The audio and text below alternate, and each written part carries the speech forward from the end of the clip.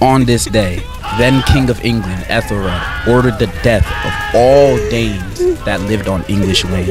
It is unknown exactly how many had lost their lives that day, but among the people who had perished was Genhild, the sister of Sweyn Forkbeard. And this dude was not someone to be stepped on. Bro was a Viking warrior. He pressed his dad so bad his dad fled to Germany. And he basically at the time just helped another dude take over Norway. Not the best person to have a bad relationship with. So when he heard his sister got clipped by the king, he did not take it lightly. In retaliation to this, he and his crew went on a pillaging spree, attacking with no mercy, making the locals submit to him, pressing the king more than ever. Eventually he makes it to London, where the king at, and Forkbeard looking for all the smoke. But the king is like, nah, I'm not going out like this, and brings out Thorkel. Yeah, the dude from Vinland Saga, he exists. Him and Thorkel put up a decent fight, but it wasn't good enough. With the willpower of dead sister on his side, Forkbeard's drive towards vengeance was just too strong. The Danes win the battle. Ethelred and his family is exiled, and Forkbeard becomes the new king of England.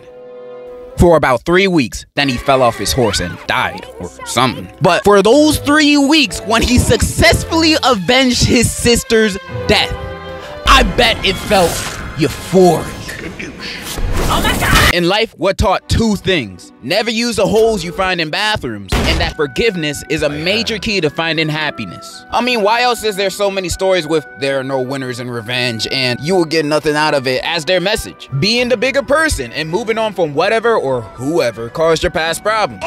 And that's a very noble thing to do, don't get me wrong. But sometimes it's just not it. Sometimes revenge is the answer. I have to say, there are some cases that require you to throw hands. If somebody spit on you, throw hands. If somebody step on your shoes, throw hands. If somebody shove you and your phone battery falls out in front of all the hoes, air the bitch out. Revenge isn't always a bad thing, but it's not always necessary. I mean, sure, there are those few cases where someone cuts you off at the freeway. Am I really going to get my revenge by cutting them off?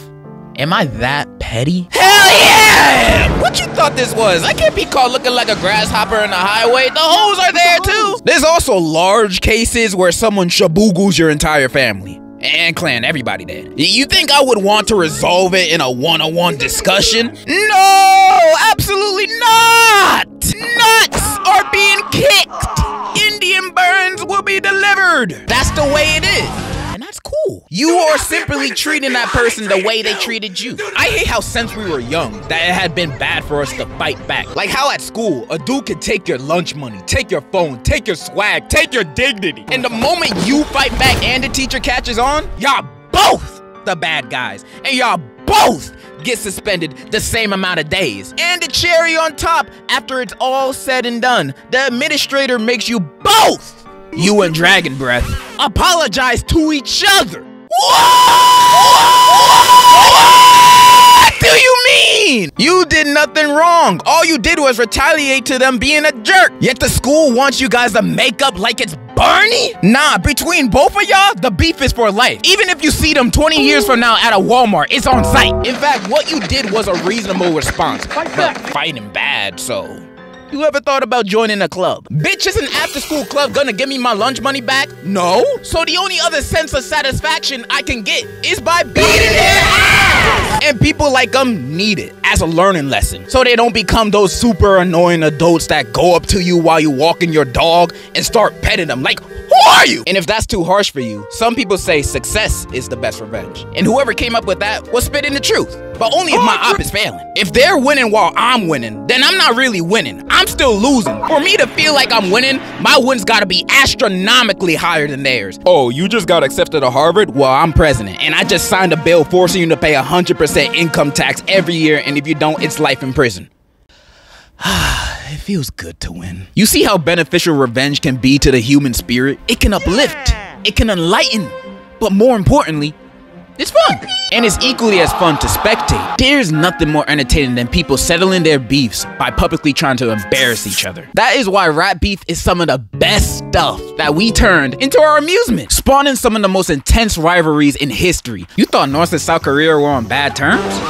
You weren't there for Shakespeare versus Marlowe, bro. Cause in hip-hop, they don't do no petty shit like threatening nuclear war. They write each other poems.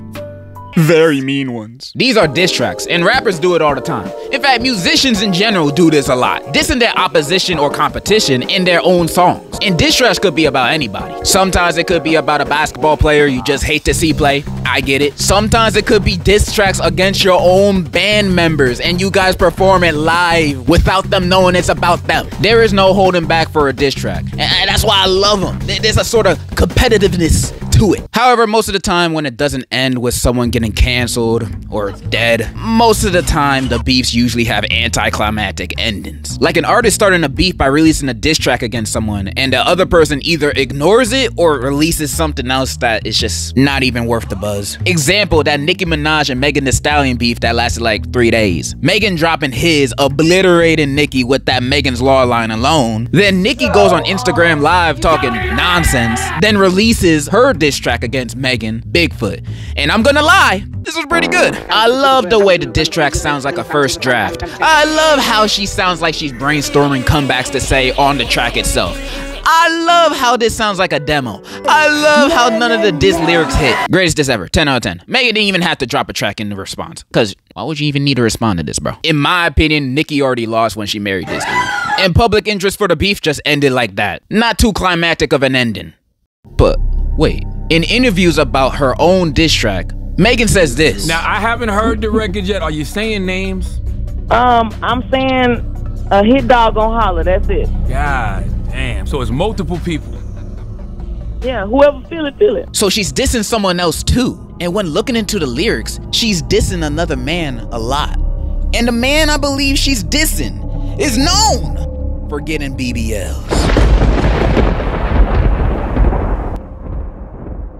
You see, I've been hating on Drake a lot in the past, but I feel like most of it was unwarranted. Like my Certified Boy Lover vid, I listened to like 4 or 5 songs on that album and I was like, that's it, lesbian, alright. And then I just made the vid. I just wanted to hate. Do I regret my actions? No, but the opinions of that video came from an unreliable source, being me. And I've learned from that. Now for this video, I did my extensive research so I can hate more accurately. If you've been anywhere on the internet within the past week, you might have seen people discussing the feud between one of the greatest rappers, lyricists, poets, scientists, Kendrick Lamar, and a Canadian. Nah, but for real, these two are the biggest rappers in the world right now. Well, outside of Miles, of course. You also might have heard that they aren't the best of friends with each other, and that's what I'm here for today. I know, everyone has probably already heard every opinion that someone could have on this topic, because literally this has been the only thing that's been on my FYP for the past like 2 weeks. I'm pretty late to the party. My bad. My ass thought another diss track was gonna come, but at this point, it's over. I've been waiting for this day. But I gotta hold it in, I'll wait till the end. Cause I wanted to go through the entire timeline of these two dudes' relationship, sneak disses, and their beef throughout the years. And the timeline starts at 2011, when Take Care was released. 13 years this timeline goes back to. From 2011 all the way to right now. The first time the two collabed together was for Drake's song Buried Alive interlude. The year after, Lamar was an opening act during Drake's and A$AP Rocky's Club Paradise tour. That same year, they had 2 more songs together, A$AP Rocky's Problems and Kendrick's Poetic Justice. From an outside perspective, based on the amount of collabs these two were doing, these guys seem like the goodest of buddies. Until they weren't. Kendrick dropped his verse on Big Sean's Control, basically saying, I want to murder all of you. Love you though. Drake took this the wrong way and thought it was a genuine attack. Then he seemingly sneak disses Kendrick on the track The Language from Nothing Was the Same. Although Birdman, Drake's dad at the time, said the diss wasn't towards Lamar, Kendrick knew what was up. He then proceeded to diss Drake for real in his iconic Bet 2013 Cypher, which dropped the next month. There were a few other suspected sneak disses here and there, but in November of 2014, during a Days Digital interview, Kendrick was finally asked about the beef between him and Drake, and Kendrick's like, oh nah, we cool. Huh? Well, alright, I guess if Kendrick says they're good, then they must be good. The beef is over! Way to go, guys! I guess love conquers all after all! Yeah! C-tier rapper Meek Mill claims that Drake got ghostwriters, and he don't write his own stuff, calling him out for being a phony. By the way, the ghostwriter in question was Quentin Miller, and his side of the story makes me sad a little bit, but it's too off track. Now, how does this correlate to Kendrick and them's beef? Well, because a few months earlier, Kendrick dropped To Pimp a Butterfly, and on the track King Kunta, Kendrick disses rappers that use ghostwriters. Now, some might say this may be a coincidence. Except it ain't, because Drake dropped his best project, if you're reading this, it's too late, a month before. Sneak dissing a whole bunch of people, including Mia Khalifa, not even lying. And out of those people, of course, K-Dot was one of them. Probably, maybe. It's speculation. Sneak dissing is not concrete evidence, man. But I guess Kendrick took it personally, because he proceeds to sneak diss Drake for the next 8 years? Dang, Kendrick must be overly dedicated. Fuck y'all too, lame man nigga. Okay, I know I haven't made it to the modern day yet, but if you listen back to what he's released during this time, a lot of song lyrics can be interpreted as him dissing Drake. And yeah, some might think, bro, not everything a Drake diss. He most likely don't like a few other rappers in the industry neither. And that would be true if it was, but it ain't. The Heart Part 4 is definitely about Drake. I remember people back then were saying, oh, it's about Big Sean. Remember Control? He's dissing Big Sean. Really? Really? Look at these lyrics, bro. Look. Bro has a vendetta against Drake, and he wasn't afraid of him to know it. Drake also, during this period of time, has a few speculated sneak disses, but Drake was mostly busy with someone else during this time. He had other problems to deal with. Drake, For All the Dogs, First Person Shooter, J. Cole. He casually drops a verse about the big three, saying him, Drake, and Kendrick were it. I don't know where Naruto fits in this, but one of y'all gotta bounce. This line, that wasn't even a diss, it's more of an appreciation than anything to Kendrick. But this verse, at the time, was unknowingly the start of the calm before the earthquakes, because Kendrick responded to it, and he did not agree. Future and Metro Boomin dropped their album, We Don't Trust You, which was basically a diss album towards Drake. No filter, no sneak dissing. They made it well aware that it's about him. They even had some big names on there, like Travis, Cardi, The Weeknd, and Rick Ross, I guess. But the one who stole the show is easily Kendrick. What up, Reddit? He did not pull his punches. Bro was dissing circles around both Drake and Cole. His wordplay was crazy. Say it's a lot of goofies with a check, I mean, Did not help Cole or Drake in the slightest that this song got mad popular on TikTok, getting it to #1 on the Billboard. Drake was getting pressed, but before he could retaliate, J. Cole came to his rescue. Damn, his diss sucked. Bro was talking some nonsense that I don't even think he believed himself, saying Kendrick fell off and said To Pimp a Butterfly was boring? This guy criticizing niggas for being boring? He averaging one hard verse every 30 months or something. Nigga, you too. Like, come on. Alright, I don't want to trash on no more like that. Cause 2 days later, after releasing his diss track, bro apologized for it. How many people think Kendrick Lamar is one of the greatest motherfuckers to ever touch a microphone? People clown on him for this, and it do look bad for him or anybody to diss someone just to backtrack immediately. But I think it's a sign of maturity. Cole didn't want to make the diss in the first place, but with this pressure from fans and media, he probably felt like he had to. J. Cole seems like the guy who don't want beef with no one. He a neutral soul. He's the Sweden of rap, and I honestly have nothing but respect for him for that. Remember when I said Cole backtracking showed his maturity? Yeah, Drake don't really know what that word means. Cause on April 19th, 2 weeks later, Drake responds back with push-ups. Drake's comeback to Like That. The cover making fun of Kendrick's shoe size. The title making fun of this video of Kendrick, I think. Okay. And honestly, on release, I didn't think it was that bad. You bite your tongue. Nah, let me specify. Only on release. I know, me defending a Drake diss track against my GOAT Kendrick that I accidentally fall on my head? Well, not recently, but let me speak. There are some lines in the track that made me think, okay, he low-key slid on that. Combined with his flow sounding strong and kind of hard, with an infectious beat, with some decent one-liners, like, bro, I won't lie, this was kind of a catchy track. Do I think it's better than Like That? Hell no! Like That is a great song. But if there were no other diss tracks released from either side after Push-Ups, I honestly think Drake wouldn't get that much dirt thrown at him. Like That is the better and more popular song. But let's be honest, it's not like Kendrick said anything too crazy towards Drake, other than an extravagant way of saying F you. This diss track alone wouldn't hurt Drake's career. That's the job for the ones after. But yeah, Drake could have easily came back from this if he ain't dropped another diss track. A 2-pack of ass. Yeah, The AI one. Tailor-made freestyle, the second diss track Drake released on the same day. Well, it was leaked first, but most likely on purpose, just so Drake could see the opinions of his fans, thinking, do they like this? And when he saw a majority of his fans liked it, he drops the tape on the same day. But that's just my theory. I low-key don't even want to break this track down. It's just dumb. Like, people low-key think that Drake was playing a mind game with this AI diss track. Like, oh, Kendrick is hearing his idols talking about him, criticizing him. Bro, you're typing words on a computer. How is this like psychologically threatening to Kendrick at all? There's also Snoop Dogg's AI voice in the diss track. Fuck! Now, I don't know how to feel about Snoop Dogg letting this happen. Maybe he's smart. Maybe he heard Drake's idea. He's like, dang, that sound ass. Go for it. Drake shot himself in the foot with this track. And he has the nerve to try to press Kendrick, like saying, oh, you ain't gonna drop nothing. You don't want to take the spotlight from Mommy Taylor, do you? So you're not gonna do anything. So go ahead. I know you won't say something. Go ahead. Say something. Days pass by and there's no tracks. Till the very last day of the month. On a Tuesday morning, I open up IG, I see a post, and I get morning wood instantly. It's happening. Kendrick responded with his track, Euphoria. When I heard the opening to this track, I thought this dude was gonna diss Drake in a calmly whispering manner to death. And I was all here for it. And then the beat switched. And I was like, wait.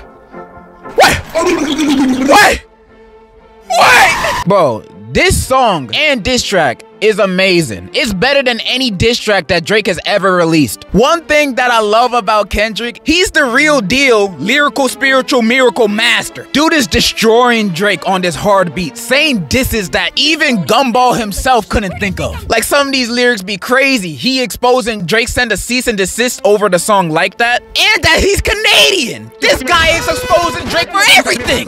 And when he's not exposing him, he's making fun of him. He dissing the way he talks, the way he walks, the way he says the N-word. Yeah, Drake fans still trying to hate, like, well, like,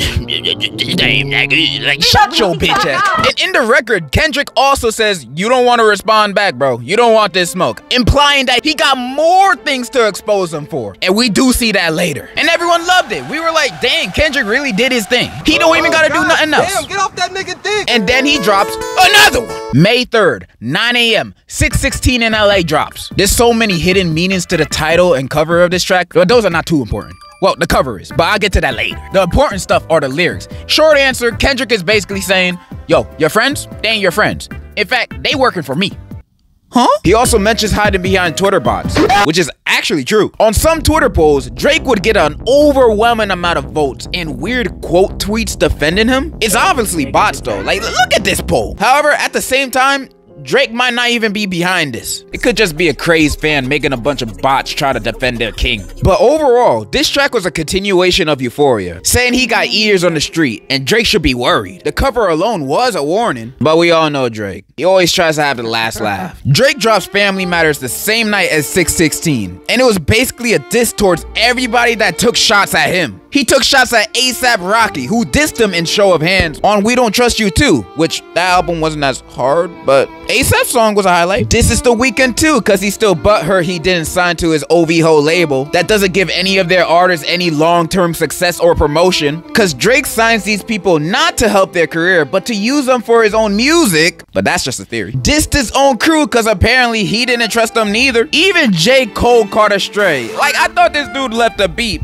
Damn, neither of them like you. And of course, throwing shots at Kendrick. Now, there are a few claims on here that stand out, saying that Kendrick was responsible for Tupac's family's estate taking down the AI diss track, which thank God. Also claiming he was a wife beater? Now this was news to me. So on May 3rd, 2014, Kendrick performed at the Hard Rock Hotel in Vegas for a rehab event. There's like no articles from that time talking about this incident, but I think a security guard accused Kendrick of beating up a woman during an after party. Bro, I could barely find any evidence of this concert even happening, let alone any evidence of accusations from any supposed victim. This just seemed like a story I'd see on Media Takeout. There's nothing supporting this. Then he lies again with a claim that Dave Free, former Top Dog Entertainment president and Kendrick's childhood friend, friend was the father of Kendrick's kid because he left a heart under a pic of Kendrick's wife and kid's post. And also she don't follow Kendrick on Insta. Bro is reaching for the stars for this. How does one come to this conclusion? He also says that Kendrick hasn't gotten married yet because he knows what type of woman he likes, implying he's a if it ain't snowing,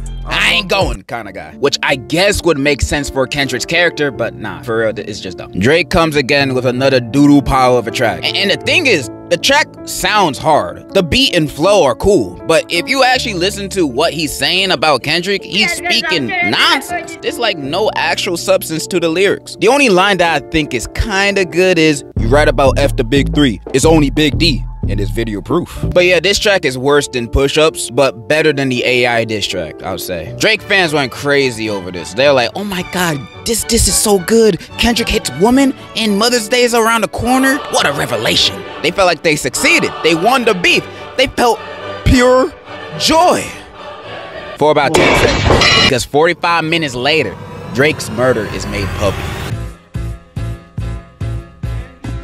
Kendrick drops Meet the Grams minutes after Family Matters. And on this track, Kendrick bodies Drake in supervillain levels of ways. First of all, the beat of this track even sounds like a supervillain's theme music. And this eerie piano loop is playing while Kendrick is calmly rapping over and lyrically dissecting and breaking down this man's horrible alleged things he's done. Starting the track with a letter to Adonis, his son, telling his own son that he's a horrible father. He let T.I.'s homie piss on his leg in 2010, and that he could be his new mentor since his own dad ain't teaching him squat. Oh my god, imagine someone telling this to your son in a song. Even if I was a deadbeat dad, I wouldn't let anyone else know. That's crazy. Also saying don't pay to play with them Brazilians, get a gym membership, which references Drake's supposed BBL. Most people don't know where Drake's BBL accusation comes from. Let me explain. Back in 2016, when Joe Budden and Drake were beefing, Joe Budden accused Drake of removing fat from his stomach to get abs. This type of surgery is called abdominal etching, which is fake abs. And there were some photos from back then that people found sus. The BBL part of it is just a funny joke, because usually when you get a BBL, the doctors usually remove the fat from the stomach to put it in the butt. But they're really accusing him for having fake abs. In the second verse, he starts writing a letter to his mom and pops. This dude getting personal, telling them he's a sick man with sick thoughts and he should be in a cell with Harvey Weinstein, which no one would want to be in. The biggest accusation of all being he and his crew are predators. This is what got people talking the most. And he's been accused of this many times in the past, and some of his homies too. This was all public information. Alleged public information. I ain't trying to get sued. Further digging on this accusation, saying, I've been in this industry 12 years. I'ma tell y'all one secret. It's some weird going on and some of these artists be here to police it. They be streamlining victims all inside of their home and calling them tender. Then leak videos of themselves to further push their agendas. I've seen a lot of celebrity and political news throughout the years. If this info is true, I'm sadly wouldn't be surprised by it. These are like already crazy accusations. And remember, Kendrick is telling all this to his mom. Then the very next verse, he dedicates it to Drake's daughter? What? Alright, when I heard this, I went to researching, analyzing this verse immediately. Hours upon hours of searching, trying to find out what this verse really meant. And for like 3 hours of this research, I was convinced Drake had not a daughter, but a son. Another one! I was geeking when I found this info. I thought I had Pusha T this level of evidence. But I'ma save you the internet detective journey and say everything I found was most likely lies. All those hours digging down the toilet. I've even seen some popular TikToks talking about it. I'm not gonna go in depth with what I found. All I'm gonna say is Papi Chulo. I do think the verse implies he has more illegitimate children though. I mean, we do know he be messing around a lot, so it wouldn't be too out there. And the final verse being the nail in the coffin, Kendrick basically saying, you did this to yourself. You called out my fam, so I had to stoop even lower. From the start, he been telling him, don't tell no lie on me, and I won't tell truths about you. Ending the track with, F a rap battle, this a life battle with yourself. Wow, this is the type of diss track you can't come back from. You would just have to lay down and reflect on your life's actions. Every line in this track is just aimed directly at Drake's soul, each shot as destroying as the next, making me think this is one of the best diss tracks of all time. Hell, it's even on par with Fleetwood Mac's. Everybody was going crazy over this, saying it's over for Drake. Bro finna disappear and start a new life at the Turks. But before that, little did we know, Kendrick was not done playing with his carcass just yet, cause the very next day, he drops another one. I want to tell you my secret now. I see dead people.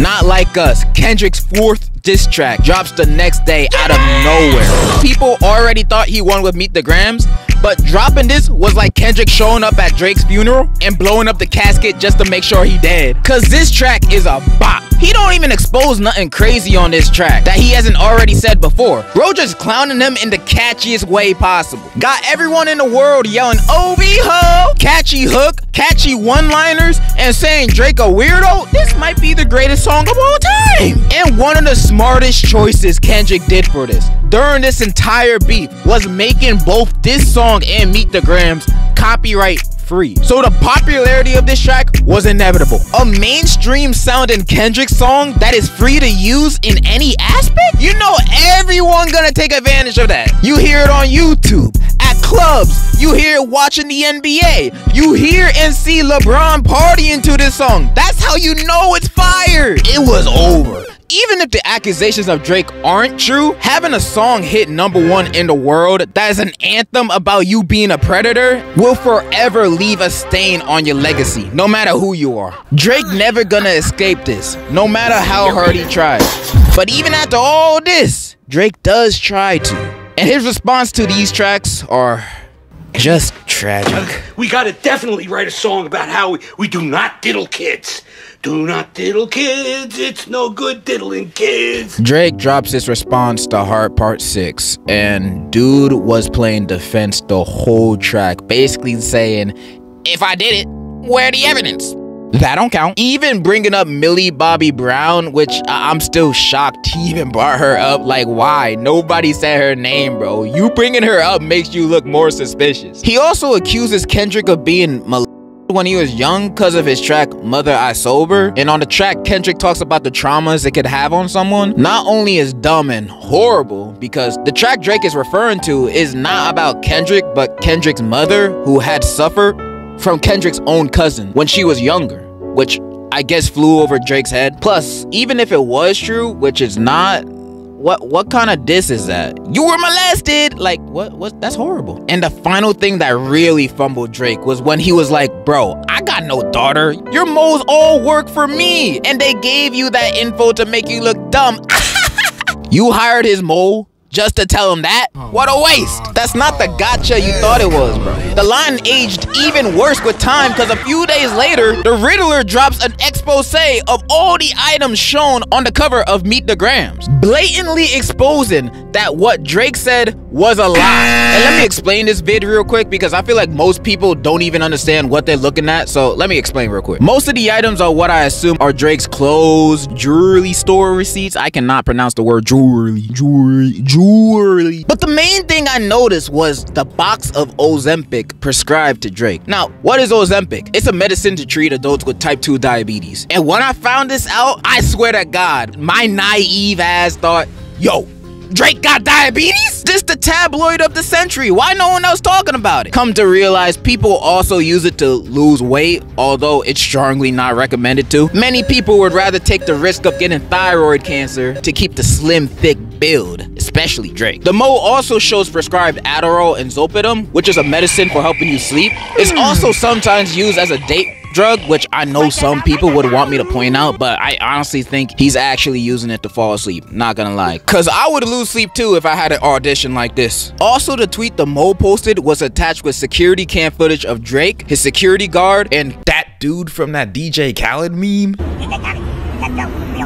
I love that. I appreciate that. What the hell is he doing here? And the Mo says on the tweet, Drake and academics got until May 13th to drop all claims that Kendrick stole or legal action will come. And as of recording this a day later of the date, the Mo has posted moving footage of the CCTV confirming that they do got actual evidence that can support whatever he was doing this day. Making all of us wonder, what did Drake and baby stroller guy do on this day?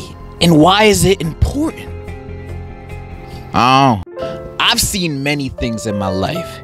I've seen kangaroos versus man, kangaroos versus cars, kangaroos versus kangaroos. I like kangaroos. But out of all the crazy things I've seen, Kendrick and Drake's rap beef is one of the craziest and most entertaining thing I've seen in a long time. Kendrick is just winning at life while Drake is posting these memes on his Instagram story, acting like, oh, I'm gonna press the red button. Bro, it's over. I love seeing both fan bases participating and trying to take the other one down, especially on Twitter, to the point that people were bringing up old Metro Boomin tweets, making Metro grooming a trend. And some of these tweets are wild, but he was like 16 to 21 when he tweeted these, and I'm not the type to bash someone for old tweets. I've said some bad things and jokes too in my past that sometimes still be haunting me. People try digging for other tweets from anybody who was related to the beef, like Drake and Kendrick, but Drake ain't really have anything, and Kendrick's old tweets were just like, I'm about to go to Best Buy, so Drake fans hit a dead end on that. The only tweets to come out of this beef that stood out to me were the Rubi Rose ones, who's not even a part of this, but some of these old tweets do make some rappers look concerning. Well, because there are rumors about you and various famous men. Travis Scott. When I was younger. Oh wait, actually I shouldn't do this. I shouldn't do this game.